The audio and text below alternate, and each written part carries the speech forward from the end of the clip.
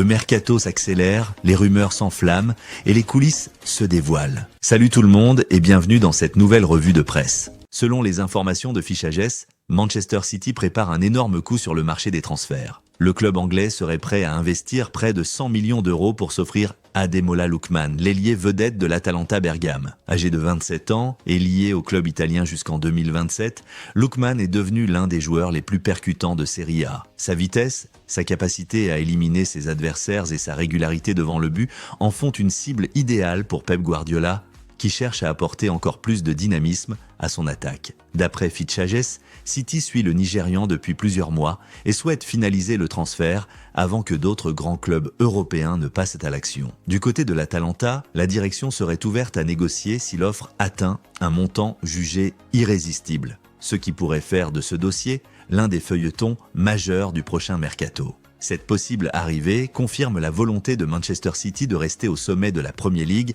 et de la Ligue des Champions. Lookman apporterait profondeur et polyvalence avec la capacité de jouer sur les deux ailes, offrant ainsi plus de solutions à Guardiola. Un transfert de cette envergure serait également un signal fort à la concurrence.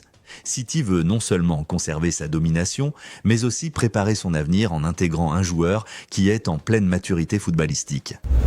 À la veille du match entre le FC Barcelone et Getafe, Hansi Flick a souligné l'importance de participer à la prestigieuse cérémonie du Ballon d'Or prévue ce lundi à Paris.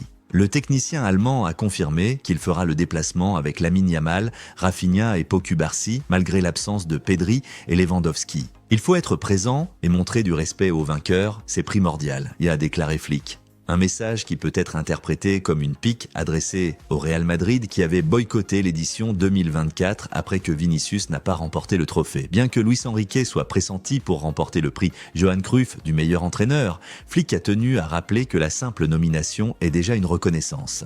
Concernant Lamine Yamal, il s'est montré optimiste. « Je pense qu'un jour, il gagnera le Ballon d'Or ». Ce discours illustre la volonté de Flick d'imposer une culture de respect et de reconnaissance au sein du Barça. Sa présence à Paris, malgré l'incertitude des résultats, envoie un message fort. Le club catalan veut être perçu comme une institution proche des grandes cérémonies du football mondial. Cela pourrait également renforcer l'image du Barça auprès de ces jeunes joueurs qui voient leur coach les accompagner sur les plus grandes scènes.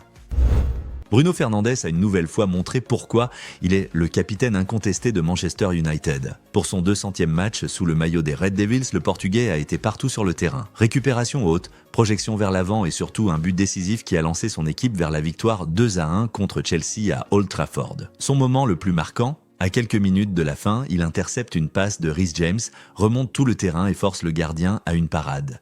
Peu après son remplacement, il encourage encore ses coéquipiers depuis le banc, preuve de son implication totale. Ruben Amorim, l'entraîneur de United, n'a pas caché son admiration. Ce qu'il apporte ne se résume pas à des buts. C'est son leadership, sa volonté de gagner et sa capacité à tirer l'équipe vers le haut qui compte. Cette performance rappelle que Fernandes est bien plus qu'un simple meneur de jeu. Sa nouvelle position, légèrement plus reculée, lui permet de toucher plus de ballons et de dicter le tempo, mais elle révèle aussi ses faiblesses défensives.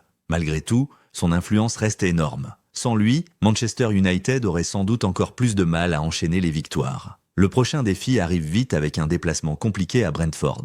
Si les Red Devils veulent enfin trouver de la régularité, ils devront continuer à capitaliser sur l'énergie et le mental de leur capitaine. Voilà, c'est la fin de cette revue d'actualité Mercato. Merci à toutes et à tous d'avoir suivi cette vidéo jusqu'au bout. N'hésitez pas à donner votre avis dans les commentaires, à liker et à partager si vous avez apprécié. Et surtout, abonnez-vous pour ne rien manquer des prochaines actus, transferts et analyses foot.